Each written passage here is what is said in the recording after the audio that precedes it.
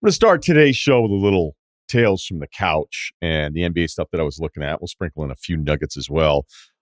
Here's the deal. I was really excited about Milwaukee and Miami because I'm still, kind of waiting for this last push from the Milwaukee Bucks where I feel like, all right, if everything's normal, am I going to end up picking them out of the East?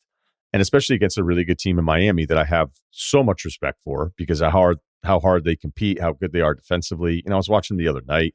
They're just all like when you watch the middle of where they're at defensively and how the ball swings, they're actually paying attention to everything. It's a credit to Spoelstra. It's a credit to them. I'm not going to make a Heat culture joke, but it's really impressive to watch when you're kind of focusing on things that you don't normally focus on. You're not watching the ball swing, but you're watching how the players in the interior, how they have help lines they're paying attention to. It's just awesome, right? And it was really funny because I think the Miami game was the first game that I saw at the beginning of this week, immediately after watching the Lakers lose the Pelicans. And I was just like going, all right, the last game I watched was, 16, 17 hours ago, and now I'm watching this game, and it looks like two completely different sports. So I bring all that up because into it, Milwaukee comes out in that first quarter. I'm thinking, all right, here we go. Here we go, Milwaukee Bucks. This is the team I'm looking for because offensively, I'm not really worried about him, but defensively, a Bucks team with that much length, and I know that Lopez being out changes some things with specific matchups, but still, they're 16th defensively since January 1st, and I start to use that January 1st marker as we kind of clear out the rest of the season.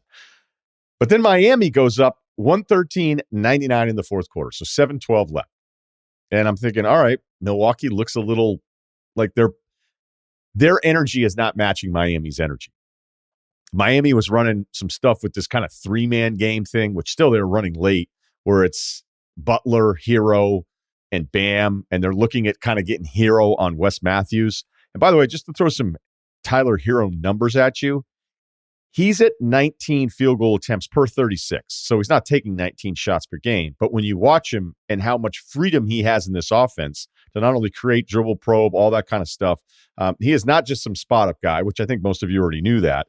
But this is somebody who is getting more shots up and has become a more efficient player. And if you look at the per 36 averages, at 19 per 36, he's clearly the number one option, even though it feels like it's Jimmy Butler. I mean, he's still like 3+ shots ahead of Butler on those per 36. There's stretches where Butler is not always, the guy, which is actually, the point. It's nice. They have multiple things that you have to defend. And this, again, is all without Kyle Lowry and also usually having one or two shooters that you have to respect enough to close out on. So it's a really nice group. They go up 14 points, and I'm thinking, God, like what is up with Milwaukee? And then the Bucks come all the way back. That defense that has not been that great has been average, certainly by Bucks standards, below average, held the Heat to 6 points over the last 7-12 of this game.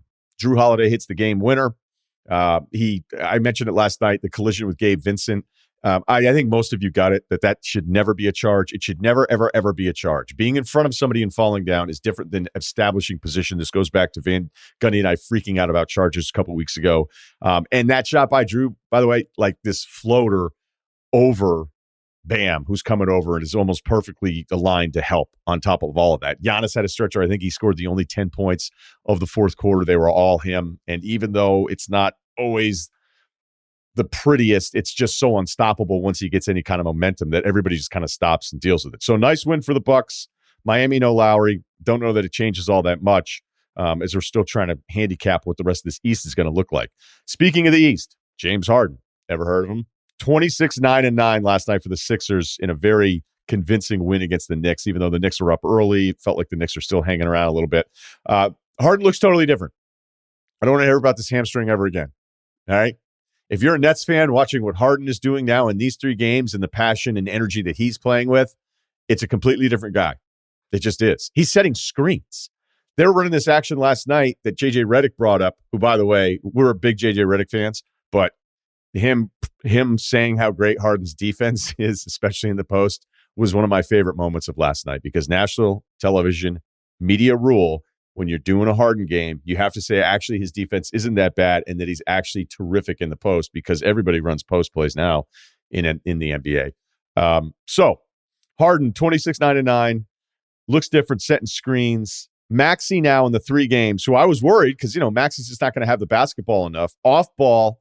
And they're also, this is something Sixers fans probably appreciate, Doc isn't going full bench lineups was like, hey, let's throw in 5 guys that aren't starters for some of these stretches, which, I don't know, Doc likes doing sometimes.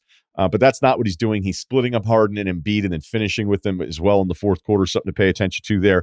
Maxey, how about these numbers in his 3 games? And I don't think this is going to hold up, but him off the ball, which is kind of the great thing about Maxey as a prospect, is that he was comfortable with it, comfortable off of it. And now because he's not going to be initiating so much stuff, and we'll see, how if Harden's still setting screens for guys and doing all these really energy type things towards the end of the regular season, because there's always a bit of a honeymoon period. But Maxey's 28, 21, and 25 in his last 3 games, 12 of 16, 8 of 14, 7 of 12. And he's making 65% of his threes. Embiid is taking less shots and taking more free throws. They beat the Timberwolves, the Knicks. All right, fine. Best duo in the NBA.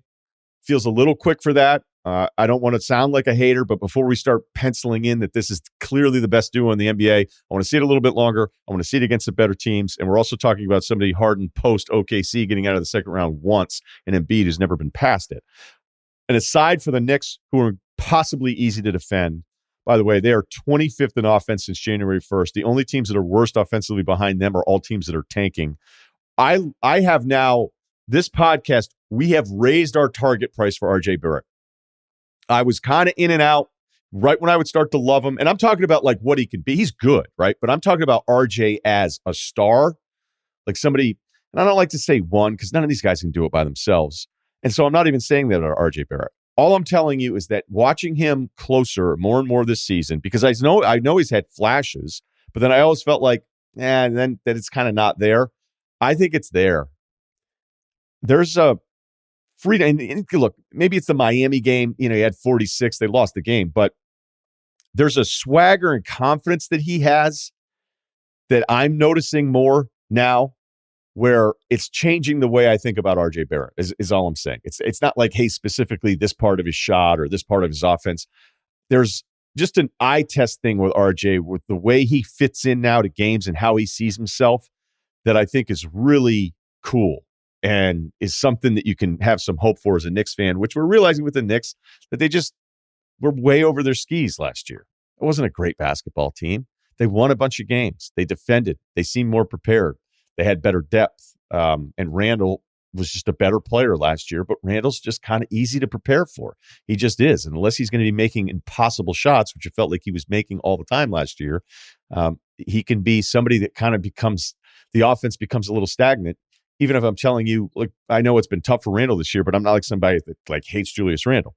Speaking of the tanking teams, by the way, Houston last night went to overtime with Utah.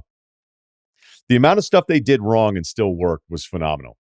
When I watched Kevin Porter Jr., he had an ISO on Gobert, and there could have been 700 help defenders standing behind Gobert, and Porter Jr. was going to go one-on-one. Christian Wood hit a step-back 3 to tie the game and send it to overtime. And then Wood also gave the home crowd the celebration, which never quite understood that.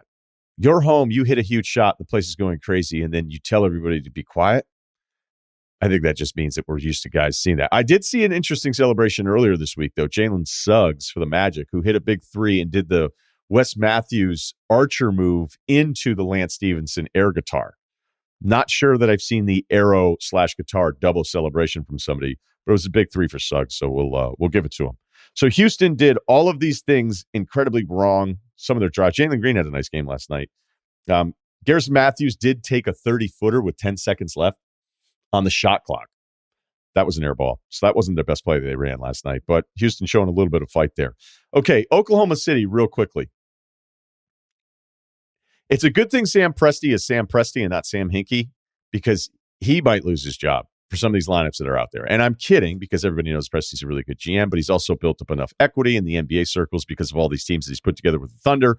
Hinkie had done none of those things, and that is the biggest difference. So anybody to say like, hey, what's up with the Thunder and their tanking roster? Yeah, okay, but like nobody could figure Hinkie out except for the writers that all defended him nonstop all the time. All right, so the Thunder played a guy last night named Lindy Waters III out of Oklahoma State. He's played, I think, 5 games this season. Let me double check that. 7. We also had another dude out of Kentucky, Oliver Sarr. He's played 6 games. And our last dude checking in is a second rounder for the Wizards, Vit Krejci, who is now 10 games in to his Oklahoma City. I'm just trying to help you in case you land on a Thunder game. That's all I'm doing there. All right, final point here. G League numbers. I've tried to help with this before. I'm going to keep trying. So Isaiah Thomas is back in the league. Charlotte got 10 points last night. Good for him. Never rooting against Isaiah Thomas. Just think people kind of overstate it a little bit with him in that Celtics year. It was a great year. It was fun for the fans with all that stuff. They ran single high pick and roll every possession for the entire season. And he was awesome. And it worked because that team wasn't that great. And they made it to the Eastern Conference Finals. But whenever I see somebody promote G League numbers, and it'll kind of be like, look at what this guy was doing. This is incredible. Have you paid attention to G League scoring numbers ever? Now, the answer is probably no. You just see a League Pass broadcast, and they talk about their first-round pick and that he had 86 the other day. And I know you're kidding. Nick Stauskas had 57 2 nights ago. All right, I'm going to go through the top 10 scores in the G League so far this season. Saban Lee, 27 a game. Justin Anderson, 27 a game. Craig Randall II, 26 a game. Mason Jones, 26 a game. Carson Edwards, 26 a game. Stauskas, 6th in scoring. Quindry Weatherspoon, Santa Cruz Warriors, getting you 25 a game. Trevelyan Queen, 25 a game. Justin Tillman, 24 a game. And then Justin Jackson, who is a familiar name for the Texas Legends. He's 10th in scoring in the G League, 24 a game. The next time you're watching League Pass and they put up a graphic of the first or second rounder and then what he's doing, and then they go back to the announcers and be like, man, this is incredible. Gabe York had 40 last night. How come that guy's not in the league? I just told you why he's not.